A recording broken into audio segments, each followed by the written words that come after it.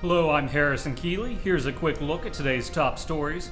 First of all, Dale Earnhardt Jr. is coming to Chattanooga. He's been named the special guest for this year's Best of Preps banquet, which is put on by the Times Free Press.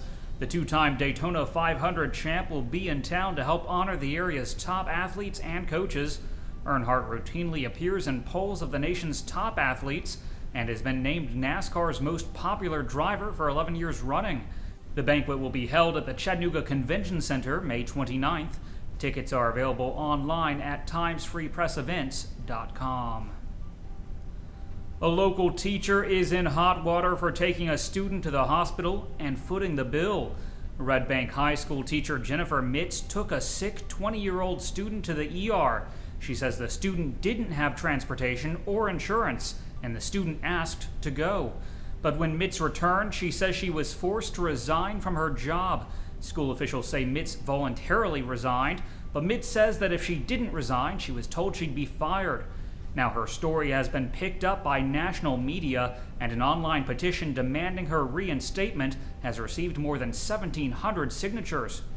But it turns out Mitz has been warned before about taking students to the doctor.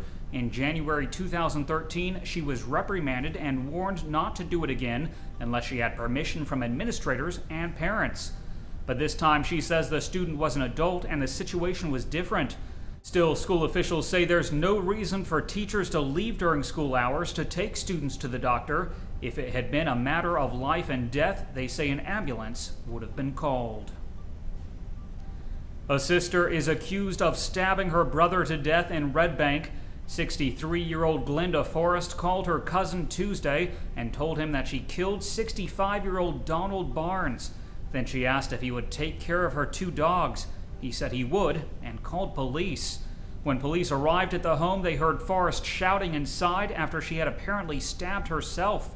Her brother was found dead in a bedroom. It's unclear what led up to the attack. Neighbors say the two lived together and the sister was often heard shouting.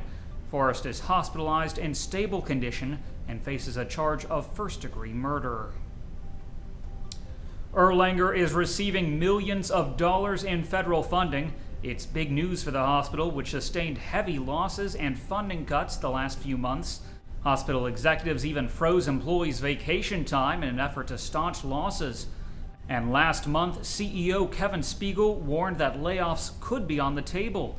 Now Spiegel says vacation time will be restored as soon as possible. A new report shows Tennessee offered Volkswagen about $300 million in financial incentives to build a second vehicle line in Chattanooga. That offer was made last August as UAW was trying to organize plant employees. But the offer said incentives were contingent on discussions about setting up a works council at the plant to the satisfaction of the state. State Representative Mike Turner calls the offer bullying, bribing, and intimidation. And Gary Castile of the UAW says the documents make it obvious that the state was threatening Volkswagen. But Governor Bill Haslam claims incentives were never tied to the UAW vote, and the package wasn't used against plant workers.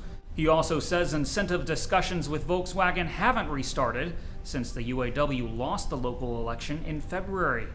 If the expansion is announced, it could add more than 1,300 jobs.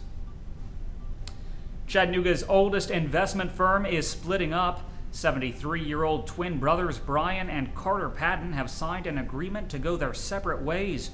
Both called the breakup of Patton and Patton a friendly separation. Carter is joining with his daughter Ashley to start the Patton Group. The rest of the firm's managers will stay at Patton & Patton. Finally, several families have been displaced after a fire at Mountain Creek Apartments in Chattanooga. 2 units were lost, but firefighters were able to keep the fire from destroying the entire building.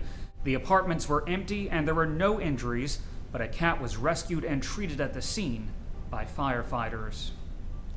Turning to weather, today will be sunny with a high near 80 degrees. The low tonight will be around 59. That's it for today's newscast. Thanks for being with us. You can find more on these stories and breaking news all day long at timesfreepress.com.